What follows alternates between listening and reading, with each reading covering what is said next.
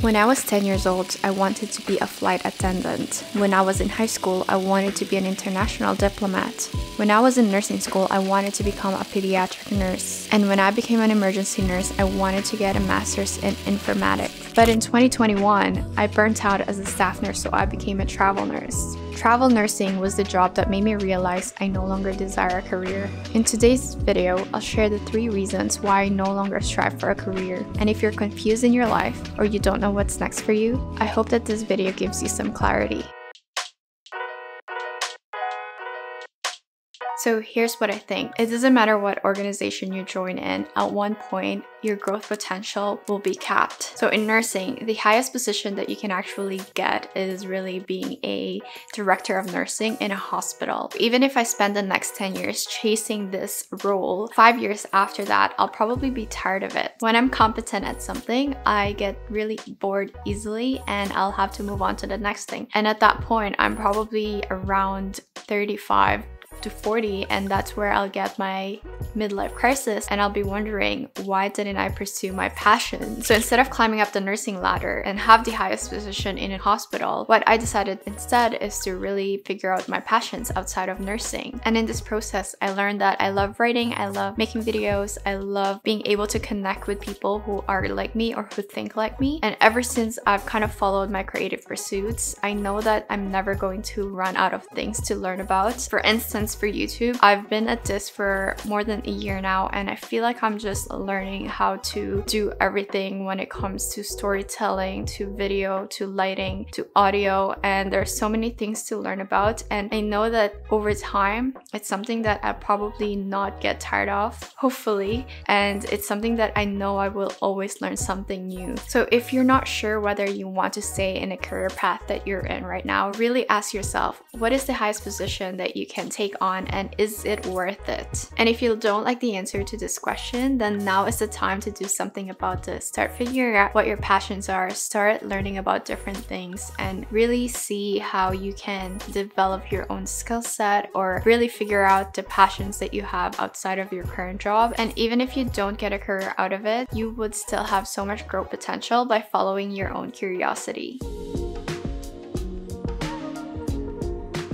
So ever since I became a travel nurse, I've had a lot of time to think. So this means that I'm learning my true priorities in life. And honestly, none of them include obtaining a master's or even becoming a boss in an organization. Lately, I've been figuring out my dream lifestyle and really trying to figure out how I can create a job out of this lifestyle so that my career or my job would be a lifestyle first approach. For example, in my dream lifestyle, what I would do is that I would wake up, I would take care of myself first before taking of other people. So I would do self-care, and then I will spend time with my family, and that would be my husband and hopefully my future kid. And when I'm not taking care of them, then I will be doing my creative pursuits such as writing and then making videos and learning. So I'll be reading tons of books and really traveling. I want to be able to do all of these without worrying about money. Now my job is really to figure out how to create a career or how to create a job where I could make this dream lifestyle come true. Right now, the way I'm making this lifestyle dream come true is really by doing travel nursing and then doing YouTube on the side, and hopefully one day I can make YouTube my full-time thing, and really that would be the main source of income where I won't have to worry about money and I can actually live the lifestyle that I want. So for you, you need to figure out what lifestyle do you want. On a day-to-day basis, you need to know what you would want to do. What do you want to work on? What are you going to be spending your time on or invest your energy on? And then from there, figure out the job or the career that actually would line up with the lifestyle that you want. I wanted to start a YouTube channel when I was 17 years old. I'm 27 now.